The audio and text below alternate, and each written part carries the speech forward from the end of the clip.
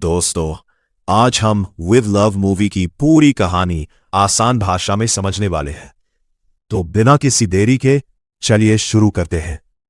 Film की शुरुआत सत्या नाम के एक लड़के से होती है। तभी उसकी बहन का फोन आता है। दोनों की बातचीत से पता चलता है कि घर वाले सत्या की शादी करवाना चाहते हैं, लेकिन सत्या फिलहाल शादी के लिए बिल्कुल तैयार नहीं है। इसके बावजूद उसकी बहन जबरदस्ती उसे एक लड़की से मिलने भेज देती है। वो हंसते हुए कहती है, मैं तुम्हें लड़की की फोटो नहीं भेजूंगी, क्योंकि अगर फोटो भेज दी तो तुम मिलने ही नहीं जाओगे। लड़की तुम्हें खुद पहचान लेगी। आखिरकार सत्या मान जाता है और तय जगह पर बने एक कैफे में पहुंच जाता है।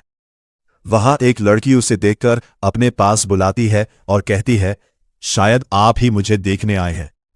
सत्या भी बिना कुछ सोचे हां में सिर हिला देता है, लेकिन अगले ही पल वो लड़की बताती है कि वो किसी और से प्यार करती है। फिर वो अपने बॉयफ्रेंड को बुलाकर सत्या से मिलवाती है और हाथ जोड़कर कहती है, प्लीज मेरे घर वालों से शादी के लिए मना कर दीजिए। इतना कहकर दोनों वहां से चले जाते हैं। सत्या कैफे से बाहर निकलकर सिगरेट पीने लगता है। तभी एक खूबसूरत लड़की उसके पास आती है और अपना नाम मनीषा बताती है। उसे देखते ही सत्या कुछ पल के लिए खो जाता है। मनीषा मुस्कुराते हुए कहती है, मुझे आपकी बहन ने यहां भेजा है। अब सत्या को समझ आता है कि जिससे वो पहले मिला था वो सिर्फ एक गलतफहमी थी। ये बात सुनकर मनीषा जोर से हंस पड़ती है। बातों बातों में मनीषा कहती है, मुझे लगता है मैंने तुम्हें पहले कहीं देखा है, लेकिन याद नहीं आ रहा। सत्या मजाकिया अंदाज में जवाब देता है, शायद किसी चाय की दुकान पर देखा होगा। फिर सत्या पूछता है, वैसे तुम करती क्या हो? मनीषा जवाब देती है, मैं एक सोशल मीडिया इन्फ्लुएंसर हूं। क्या तुमने मेरी रील्स नहीं देखी? सत्या बड़ी मासूमियत से कहता है कि उसने आज तक उसकी एक भी रील नहीं देखी। ये सुनकर मनीषा भी हैरान रह जाती है। अब मनीषा पूछती है, और तुम क्या करते हो? सत्या जवाब देता है, मैं एक डिजाइनर हूं। धीरे धीरे दोनों की बातचीत गहरी होने लगती है। तभी मनीषा अचानक पूछती है, क्या तुम्हारी कभी कोई गर्लफ्रेंड रही है? अगर रही है तो उसके बारे में बताओ। सत्या हल्की सी मुस्कान के साथ कहता है, स्कूल के दिनों में मुझे एक लड़की से एक तरफा प्यार हो गया था, लेकिन मैं कभी उससे अपने दिल की बात नहीं कह पाया। उसके बाद मेरी जिंदगी में कोई और लड़की नहीं आई। ये सुनते ही मनीषा की उत्सुकता और बढ़ जाती है। वो कहती है, फिर तो मुझे पूरी कहानी सुननी पड़ेगी। सत्या अपनी पुरानी यादों में खो जाता है और कहता है, ये बात उन दिनों की है जब मैं एसडी स्कूल में पढ़ता था। वहीं मेरी मुलाकात अनिशा नाम की एक लड़की से हुई और पहली ही नजर में मुझे उससे प्यार हो गया। ये सुनकर मनीषा मुस्कुराते हुए कहती है, अरे मैं भी उसी स्कूल में पढ़ती थी। अब याद आया, मैंने तुम्हें कई बार स्कूल में देखा था। जब मैं 10वीं में थी तब तुम 12वीं में थे, लेकिन तुमने कभी मेरी तरफ ध्यान ही नहीं दिया। और हां, मैं अनिशा दीदी को भी अच्छी तरह जानती हूं। सत्या हल्की सी मुस्कान के साथ जवाब देता है, हां, शायद। इसके बाद वो अपनी अधूरी प्रेम कहानी आगे सुनाना शुरू करता है और फिल्म का सीन फ्लैशबैक में चला जाता है। सत्या बताता है कि जब वह 12वीं कक्षा में पढ़ता था तभी उसे अनीशा से एक तरफा प्यार हो गया था, लेकिन उसके मन में हमेशा एक डर बना रहता था।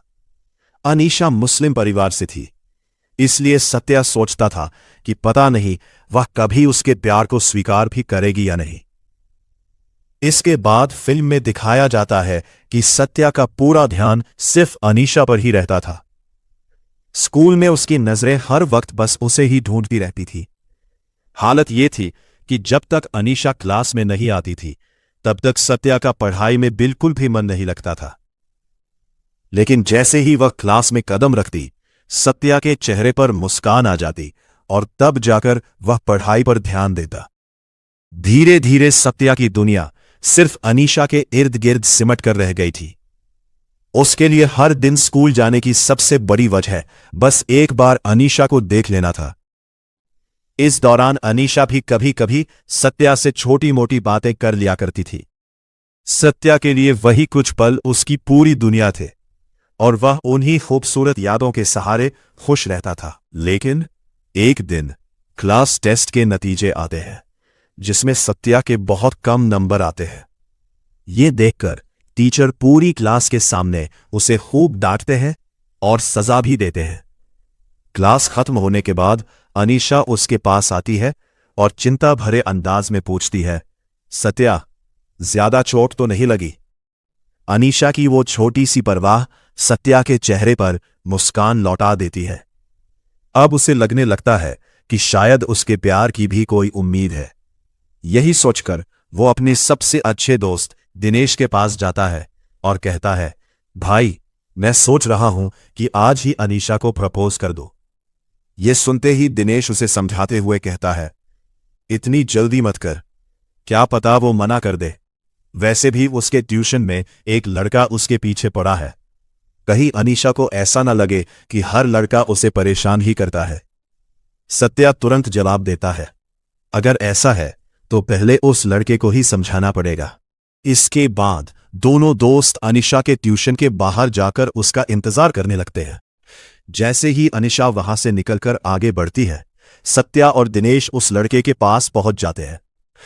वे उसे प्यार से समझाने की कोशिश करते हैं कि आगे से अनीशा का पीछा ना करे, लेकिन वो उनकी बात मानने से साफ इनकार कर देता है। धीरे धीरे बहस इतनी बढ़ जाती है कि बात हाथापाई तक पहुंच जाती है।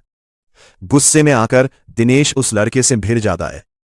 यह देखकर सत्या हैरान रह जाता है और मन ही मन सोचता है, प्यार तो मैं करता हूं, फिर लड़ाई दिनेश क्यों लड़ रहा है। अगले ही पल सत्या भी अपने दोस्त का साथ देने के लिए मैदान में उतर जाता है, लेकिन वो लड़का दोनों पर भारी पड़ने लगता है। तभी वहां से गुजर रहा एक ऑटो चालक बीच में आकर तीनों को अलग कर देता है और किसी तरह झगड़ा शांत करवा देता है। इसके बाद तीनों अपने अपने रास्ते निकल जाते हैं। उस घटना के बाद सत्या मन ही मन एक फैसला करता है कि इस बार वो अनीशा का जन्मदिन उसके लिए हमेशा यादगार बना देगा। पूरी रात जागकर वह अपने हाथों से उसके लिए एक खूबसूरत सरप्राइज गिफ्ट तैयार करता है, जिसे वह अगले दिन स्कूल में उसके जन्मदिन पर देने वाला था। अगले दिन स्कूल में अनीशा अपना जन्मदिन मना रही होती है। वह अपने सभी दोस्तों को चॉकलेट बांट रही होती है। सत्या भी मुस्कुराते हुए उसके पास जाता है, उससे हाथ मिलाकर जन्मदिन की शुभकामनाएं देता है। उस एक पल में सत्या को ऐसा लगता है जैसे अनीशा ने सिर्फ उसी से हाथ मिलाया हो। उसके चेहरे पर मुस्कान आ जाती है और वह मन ही मन सोचता है कि आज अपने हाथों से बनाया हुआ गिफ्ट देकर अपने प्यार का इजहार कर देगा। लेकिन तभी उसके बाकी दोस्त भी एक एक करके अनीशा से हाथ मिलाने लगते हैं। यह देखकर सत्या का सारा जोश पल भर में ठंडा पड़ जाता है और वह चुपचाप अपना सपना दिल में ही दबा लेता है। स्कूल की छुट्टी के बाद जब सत्या घर लौट रहा होता है, तभी अनीशा के पीछे पड़ा वही लड़का अपने कुछ दोस्तों के साथ उसका रास्ता रोक लेता है। उन्हें देखकर सत्या घबरा जाता है और भागने की कोशिश करता है, लेकिन बदकिस्मती से उसकी शर्ट कहीं फंस जाती है। जैसे ही वह लड़के उसे मारने के लिए आगे बढ़ते हैं, तभी सत्या का जूनियर जफर वहां पहुंच जाता है। जफर उसी मोहल्ले में रहता था। वह उन लड़कों से कहता है, ये मेरा बड़ा भाई है, इसे हाथ मत लगाना। जफर की बात सुनते ही वे लड़के पीछे हट जाते हैं और बिना कुछ किए वहां से चले जाते हैं। दिन बीतते जाते हैं, लेकिन सत्या कभी भी अनीशा से अपने दिल की बात नहीं कह पाता। देखते ही देखते स्कूल का फेयरवेल भी आ जाता है। इस बार वह मन ही मन ठान लेता है कि चाहे जो भी हो जाए, आज वह अपने प्यार का इजहार जरूर करेगा। वह अपनी यह बात अपने सबसे अच्छे दोस्त दिनेश को बताता है, लेकिन दिनेश उसे रोकते हुए कहता है, भाई, तू अनीशा को प्रपोज मत करना। सत्या हैरानी से उसकी ओर देखता है और वजह पूछता है। कुछ पल चुप रहने के बाद दिनेश कहता है, मैं और अनीशा काफी समय से रिलेशनशिप में है। मैं तुझे ये बात कभी बता नहीं पाया। यह सुनते ही सत्या के पैरों तले जमीन खिसक जाती है। उसे लगता है जैसे उसके अपने ही सबसे अच्छे दोस्त ने उसकी दुनिया उजाड़ दी हो। टूटे हुए दिल के साथ वह वॉशरूम में जाता है और अकेले बैठकर फूट फूट कर रोने लगता है। सीन वर्तमान में लौटता है। पूरी कहानी सुनने के बाद मनीषा मुस्कुराते हुए कहती है, मतलब तुम्हारे अपने ही दोस्त ने तुम्हारा दिल तोड़ दिया था। सत्या बस हल्की सी मुस्कान देता है, लेकिन उसकी आंखों में आज भी वही पुराना दर्द साफ दिखाई देता है। कहानी एक बार फिर अतीत में चली जाती है, फेयरवेल समारोह के दौरान अचानक पूरे स्कूल में हंगामा मच जाता है। खबर फैलती है कि एक टीचर पर लड़कियों के वॉशरूम में झांकने का आरोप लगा है। पहले से ही गुस्से, दर्द और टूटे हुए भरोसे से भरा सत्या अपना आपा खो बैठता है।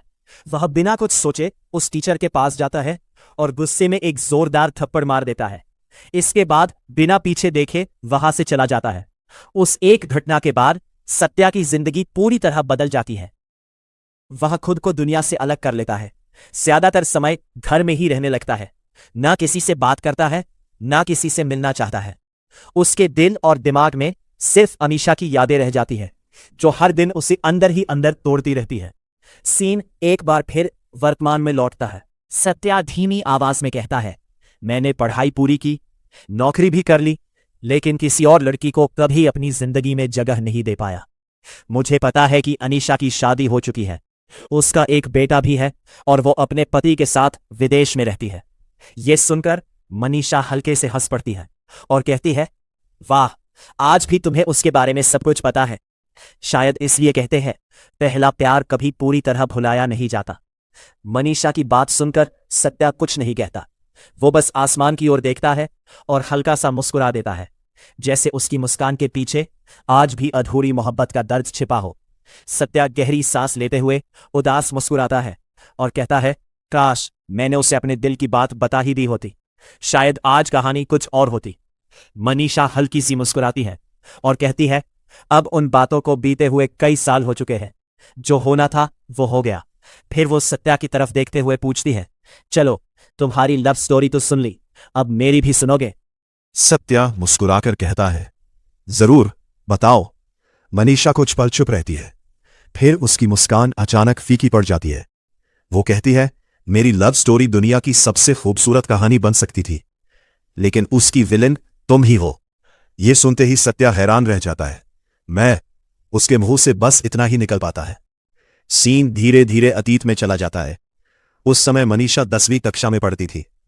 पूरे स्कूल में वो और उसकी सहेलियां अपनी शरारतों और मस्ती के लिए मशहूर थी। पढ़ाई में वो औसत थी, इसलिए परीक्षा के दौरान अक्सर अपने बगल में बैठने वाले बालाजी की मदद से पास हो जाया करती थी। बालाजी क्लास का सबसे होशियार छात्र और टॉपर था। एक दिन परीक्षा चल रही थी। मनीषा चुपके चुपके बालाजी की उत्तर पुस्तिका देखकर उत्तर लिख रही थी।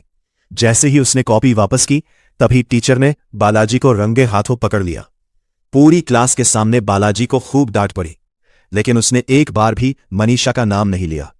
उसी पल मनीषा के दिल में उसके लिए एक अलग ही जगह बन गई। उस दिन के बाद वो हर रोज चोरी छिपे बालाजी को देखा करती थी।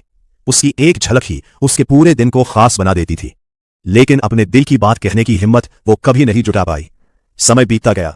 एक दिन उसने तय किया कि ट्यूशन खत्म होने के बाद वो बालाजी को प्रपोज कर देगी, लेकिन जैसे ही वो उसकी तरफ बढ़ने लगी, तभी पास से लड़ाई झगड़े की आवाज आने लगी। वहां सत्या और दिनेश अनीशा के पीछे पड़े लड़के से लड़ रहे थे। अचानक हुए इस हंगामे को देखकर बालाजी घबरा गया और वहां से भाग निकला। मनीषा चाहकर भी उसे रोक नहीं पाई। उसी समय उसने एक ऑटो ड्राइवर से मदद मांगी, जिसने पहुंचकर किसी तरह वो लड़ाई रुकवाई।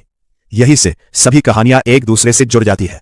मनीषा सत्या की तरफ देखकर कहती है, इसलिए मैंने कहा था, मेरी लव स्टोरी का विलेन तुम हो। अगर उस दिन वो लड़ाई नहीं होती तो शायद मैं बालाजी को प्रपोज कर चुकी होती। सीन आगे बढ़ता है। अगले दिन जब बालाजी स्कूल पहुंचा तो पूरी क्लास उसका मजाक उड़ा रही थी। असल में मनीषा ने सिर्फ अपनी सबसे अच्छी दोस्त संध्या को बताया था कि बालाजी लड़ाई देखकर डर गया था, लेकिन संध्या ने वही बात पूरी क्लास में फैला दी। सबके सामने अपनी बेइज्जती देखकर बालाजी को लगा कि यह सब मनीषा ने जानबूझकर करवाया है। उस दिन के बाद उसने कभी मनीषा की तरफ पलटकर भी नहीं देखा। सीन वर्तमान में लौटता है। मनीषा की आंखें नम हो जाती है। वह धीमी आवाज में कहती है, मैंने उससे कई बार बात करने की कोशिश की, लेकिन उसने कभी मेरी बात सुनना ही नहीं चाहा। दिन गुजरते गए। फेयरवेल से पहले स्कूल में सभी छात्र एक दूसरे को अपनी स्लैम बुक दे रहे थे, ताकि दोस्त उनके बारे में कुछ यादगार बातें लिख सके। मनीषा ने भी अपनी स्लैम बुक बालाजी को दी, लेकिन उसने वह स्लैम बुक कभी वापस नहीं की। यह बात मनीषा को अंदर तक तोड़ गई। उसने कई दिनों तक किसी से ठीक से बात नहीं की। गुस्से और दुख में उसने संध्या से भी रिश्ता तोड़ दिया। फेयरवेल की शाम जब पूरा स्कूल मस्ती में डूबा हुआ था, तभी उसकी दोस्त बिनू उसके पास आई। वह बोली, संध्या तुमसे माफी मांगना चाहती है, उसे माफ कर दो। सत्या मनीषा की पूरी कहानी सुनने के बाद कुछ देर तक खामोश बैठा रहता है। फिर वो धीरे से पूछता है, आजकल तो सोशल मीडिया के जरिए किसी को भी ढूंढा जा सकता है। तुमने कभी बालाजी को खोजने की कोशिश नहीं की? मनीषा हल्की सी मुस्कुराती है और सिर हिलाते हुए कहती है, नहीं, मैंने कभी उसे ढूंढने की कोशिश ही नहीं की। कुछ रिश्ते अगर किस्मत में दोबारा मिलना लिखे हों तो वे अपने आप मिल जाते हैं। इतना कहकर वो वॉशरूम चली जाती है। उसके जाते ही सत्या उत्सुकता में उसका सोशल मीडिया प्रोफाइल खोल लेता है। जैसे ही उसकी नजर प्रोफाइल पर लिखे 1.9 मिलियन फॉलोअर्स पर पड़ती है, उसकी आंखें हैरानी से फैल जाती है।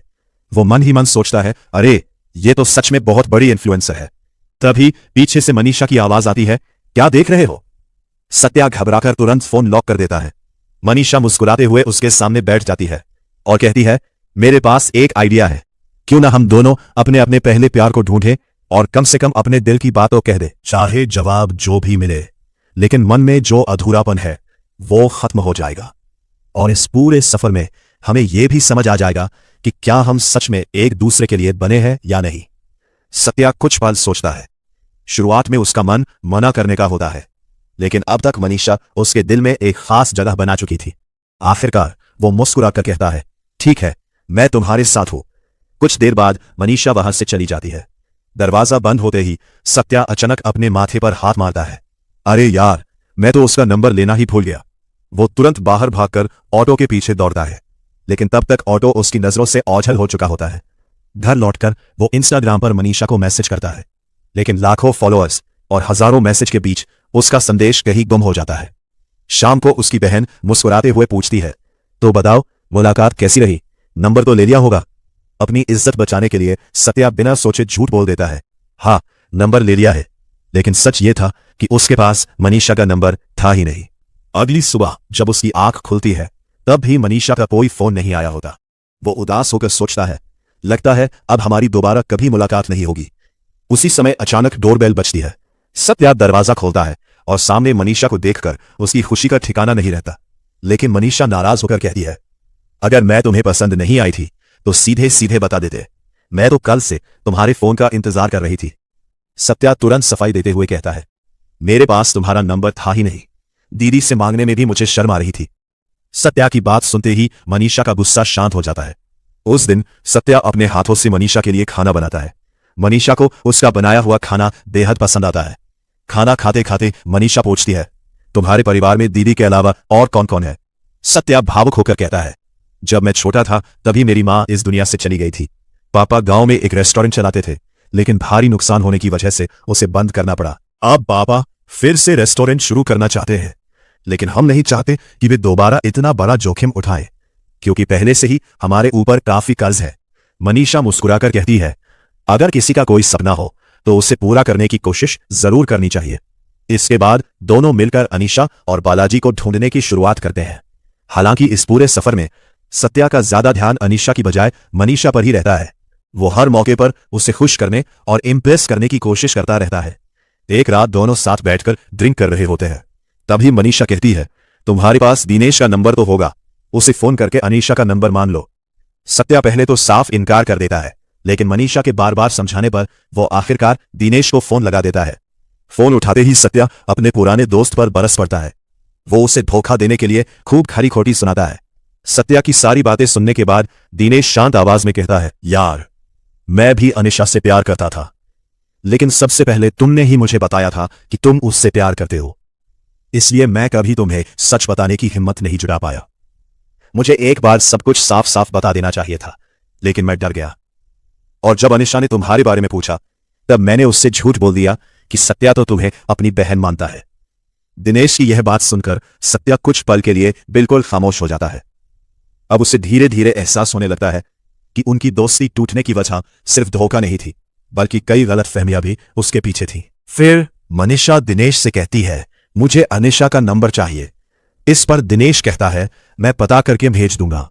उसके बाद मनीषा सत्या से कहती है कि अगले दिन उन्हें उसके दोस्त की शादी में जाना है। सत्या भी मान जाता है। जब दोनों ट्रेन से सफर कर रहे होते हैं, तभी सत्या के पापा का कॉल आता है। सत्या उनसे गुस्से में बात करता है। ये देखकर मनीषा कहती है, तुम अपने पापा पर इतना गुस्सा क्यों करते हो? कभी उनके दिल की बात की सुनना। फिर सत्या पूछता है, तुम्हारे मम्मी पापा क्या करते हैं? मनीषा उदास होकर बताती है, मेरी सिर्फ मां है। जब मैं 10 में थी तब मेरे पापा गुजर गए थे। अगली सुबह दोनों शादी में पहुंच जाते हैं। शादी के दौरान मनीषा सत्या के साथ एक स्टोरी भी अपलोड करती है। तब मनीषा बताती है कि दुल्हा और कोई नहीं, संतोष है, जो कभी उसकी दोस्त संध्या को डेट करता था। फिर मनीषा सत्या को एक सच बताती है। वो कहती है, फेयरवेल वाले दिन तुमने जो सर को थप्पड़ मारा था, असल में वो सर संतोष और संध्या की लड़ाई रोकने गए थे, लेकिन उनके पेरेंट्स ने उन्हें गलत समझ लिया। सर भी नहीं चाहते थे कि संतोष और संध्या का नाम खराब हो, इसलिए उन्होंने किसी को सच नहीं बताया। ये सच सुनकर सत्या के होश उड़ जाते हैं। तब मनीषा कहती है, देखो वो सर भी शादी में आए हैं, एक बार उनसे बात कर लो। लेकिन शर्म की वजह से सत्या कुछ नहीं बोल पाता। तब मनीषा सर को सत्या के पास लेकर आती है। सत्या अपनी गलती के लिए माफी मांगता है और सर उसे माफ कर देते हैं। शाम को सत्या मनीषा से पूछता है, तुम्हारा कोई इंस्टा फ्रेंड है जो मुझे भी रिक्वेस्ट भेज रहा है?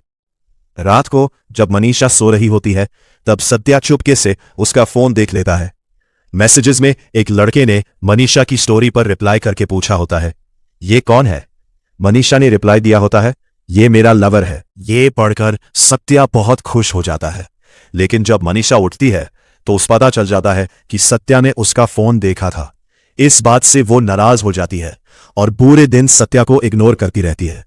रात को सत्या दिल से माफी मांगता है, तब जाकर मनीषा उसे माफ कर देती है। अगले दिन दोनों एसडी स्कूल जाते हैं ताकि बालाजी के बारे में कुछ पता चल सके। वहां उनकी मुलाकात जाफर से होती है, जो अब स्कूल में स्टाफ है। मनीषा के कहने पर जाफर उन्हें अनीशा का नंबर दे देता है। रात को मनीषा अनीशा को कॉल करके मिलने के लिए बुलाती है। अनीशा से मिलने से पहले सत्या काफी घबरा रहा होता है, लेकिन मनीषा उसे हग करके हिम्मत देती है। अनीशा के सामने पहुंचने के बाद भी सत्या कुछ नहीं बोल पाता। तब अनीशा खुद कहती है, मनीषा ने मुझे सब बता दिया है, जो कहना है खुलकर कह दो। इसके बाद सत्या अपने दिल की सारी बात अनीशा को बता देता है। साथ ही वो वही गिफ्ट भी देता है जो उसने 12th क्लास में अनीशा के बर्थडे के लिए बनाया था, लेकिन कभी दे नहीं पाया। दोनों काफी देर तक बात करते हैं। जब अनीशा वहां से चली जाती है, तब सत्या मनीषा से कहता है, आज दिल से बहुत हल्का महसूस हो रहा है। अगले दिन सत्या खुशी से मनीषा के पास आता है और कहता है, चलो बालाजी का पता चल गया है। यह सुनकर मनीषा हैरान रह जाती है। फिर सत्या उसे लेकर सीधा बालाजी के पास पहुंच जाता है। रास्ते में सत्या मनीषा को बताता है कि इंस्टाग्राम पर जिस लड़के ने मैसेज किया था वो कोई और नहीं बल्कि बालाजी ही था। बालाजी ने कल ही उसे कॉल करके बताया था कि वो इसी शहर में रहता है। फिर सत्या मनीषा से मजाक में पूछता है, अगर बालाजी अभी भी सिंगल हुआ तो तुम क्या करोगी? इस पर मनीषा हंसती हुई कहती है, तो फिर मैं उसके साथ हो जाऊंगी। थोड़ी देर बाद सत्या मनीषा की मुलाकात बालाजी से करवाता है और उन दोनों को अकेला छोड़कर वहां से चला जाता है। कुछ देर बाद सत्या के फोन पर उसकी बहन का कॉल आता है। वापस आते वक्त वो देखता है कि मनीषा और बालाजी एक दूसरे को गले लगा रहे हैं। ये देखकर सत्या को लगता है कि दोनों एक हो गए हैं। दिल टूटने के बाद सत्या सीबा हॉस्पिटल पहुंचता है। वहां उससे पता चलता है कि उसके पापा का बीपी लो हो गया था। गुस्से में सत्या उन पर भड़क पड़ता है, लेकिन उसके पापा शांत होकर कहते हैं, मुझे लोगों को खाना खिलाकर खुशी मिलती है। पापा की बात सुनकर सत्या को अपनी गलती का एहसास होता है। वो रो पड़ता है और कहता है, काश मैंने पहले आपसे दिल की बात की होती और अब मनीषा भी मेरी नहीं रही। इसी बीच मनीषा उससे कई बार फोन करती है, लेकिन सत्या उसका एक भी कॉल रिसीव नहीं करता। ऐसे ही 2 दिन गुजार जाते हैं। एक रात सत्या दुख में बहुत ज्यादा शराब पी लेता है। अगली सुबह जब उसकी आंख खुलती है तो वो देखता है कि दिनेश उससे मिलने आया है। सत्या गुस्से में पूछता है, तू यहां क्यों आया? दिनेश कहता है, कल रात नशे में तूने ही मुझे कॉल करके बोला था कि सुबह तक तू मर जाएगा। इतने में सत्या के रिश्तेदार और दोस्त भी वहां आ जाते हैं। दरअसल नशे की हालत में सत्या ने सबको फोन करके बुला लिया था। उनमें अनीता भी शामिल होती है। थोड़ी देर बाद सत्या बालाजी के पास जाकर कहता है, तुम कितने लकी हो, मनीषा तुमसे प्यार करती है। लेकिन तभी कहानी में सबसे बड़ा ट्विस्ट आता है। बालाजी बताता है कि जब उसने मनीषा से अपने प्यार का इजहार किया था, तब मनीषा ने ये से मना कर दिया था। मनीषा ने कहा था वो सब सिर्फ बचपन की फीलिंग्स थी, आज मैं सिर्फ सत्या से प्यार करती हूं। असल में जिस वक्त सत्या ने मोनिशा और बालाजी को गले मिलते देखा था, उसने बिना सच जाने ही गलत समझ लिया था। ये सच जानते ही सत्या भागते हुए नीचे मनीषा के पास पहुंचता है। मनीषा उसे देखते ही जोर से एक थप्पड़ मार देती है और गुस्से में कहती है, मेरा फोन क्यों नहीं उठा रहे थे। सत्या अपनी सारी गलतियों के लिए दिल से माफी मांगता है, फिर सबके सामने घुटनों पर बैठकर मनीषा को प्रपोज कर देता है। मनीषा मुस्कुराते हुए उसका प्रपोजल एक्सेप्ट कर लेती है और इसी खूबसूरत पल के साथ ये प्यारी सी लव स्टोरी खत्म हो जाती है।